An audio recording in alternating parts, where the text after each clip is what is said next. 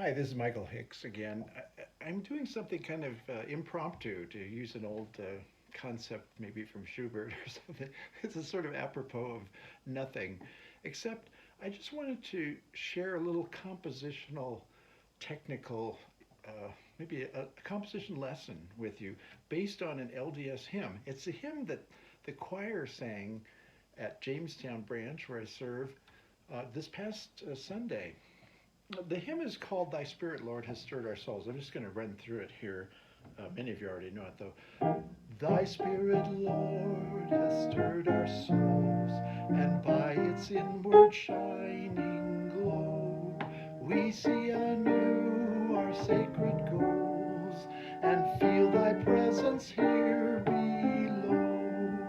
No burning bush near Sinai could show thy presence, Lord, more nigh. Okay, that's not really great vocalizing on my part, but I'm just trying to give you a sense of that hymn. Now, here's the lesson from this.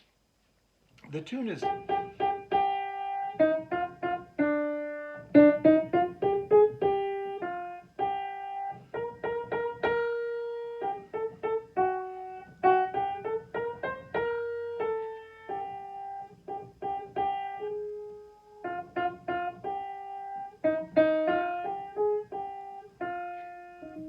I remember being really impressed with this hymn when I joined the church in 1973. I think it's really beautifully written. The lyrics are great, and the music is simple but very clever in its way. Now, here's what I want you to see about compositionally. Let me just put it in a different context. Okay, the, the key of C minor here.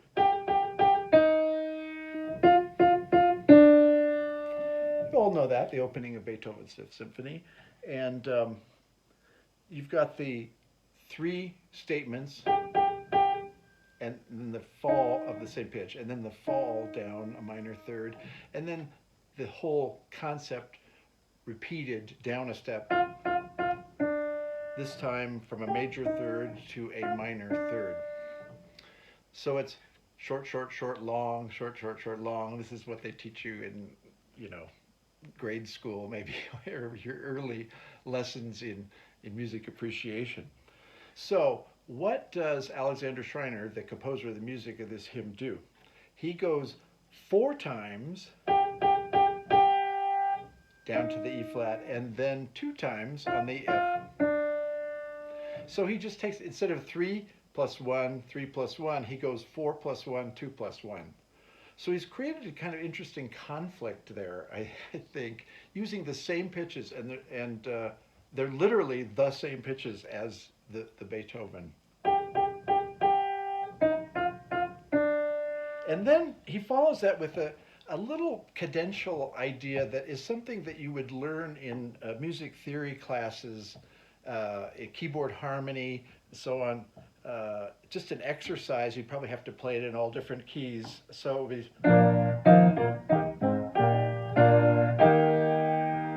it's kind of nothing in a way. It's a little throwaway thing.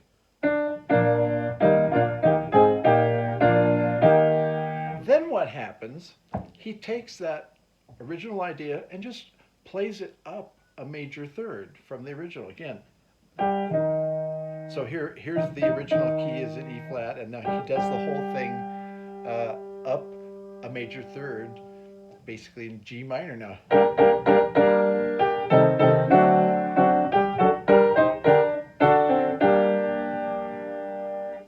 It's the same thing. It's just, as we say, sequenced up. It's just a transposed repetition. That same idea. Let's say.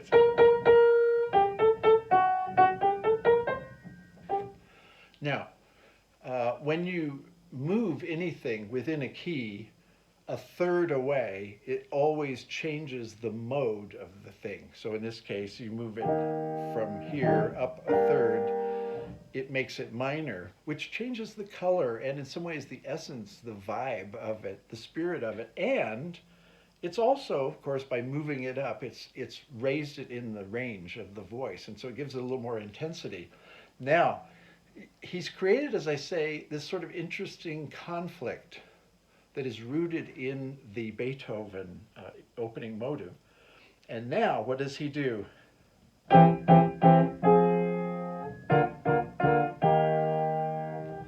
So short, short, short, short, long, and then the same thing down a step.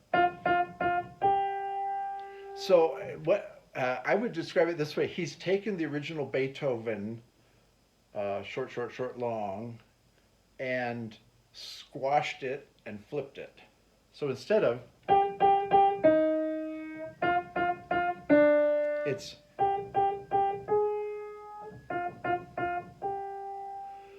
just this time stepwise and not falling but rising.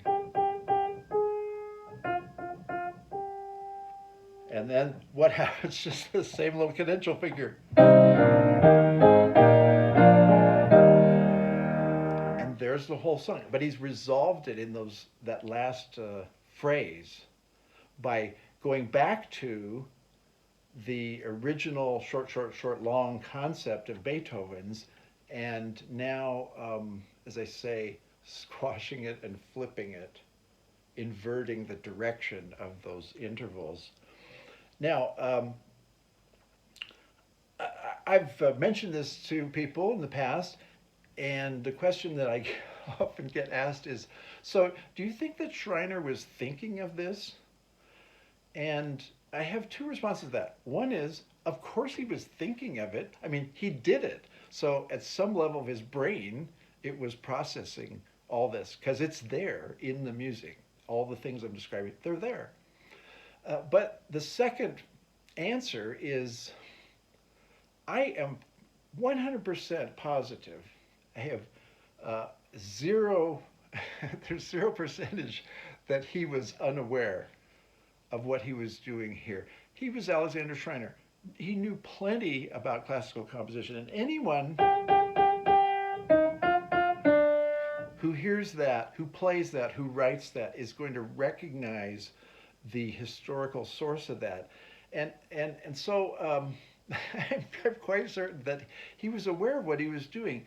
And he also knew that I've got to write a hymn. I've got these great lyrics, or maybe he wrote the music and then solicited the lyrics. I don't know. But he thought, I can come up with a hymn. I can create a hymn out of this simple idea. That's what composers do. And I just want to, I wanted to share this with you because I want you to remember that that's how composers work. Simple idea, and then you develop it. You work with it. You play with it. You massage it. You tease it. You bend it, and it's a really simple process. In this case, instead of the d d d d d d d d, it's d d d d d d d d. Okay, it's really simple transformation, and then the sequencing of it up, and then that resolution, which I think is so great. D d d d d d d d. So.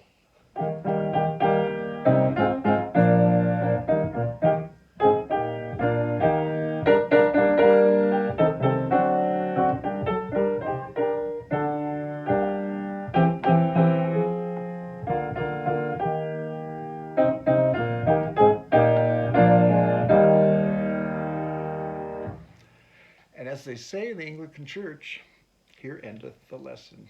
I hope that was useful for you. Anyway, see ya. Bye.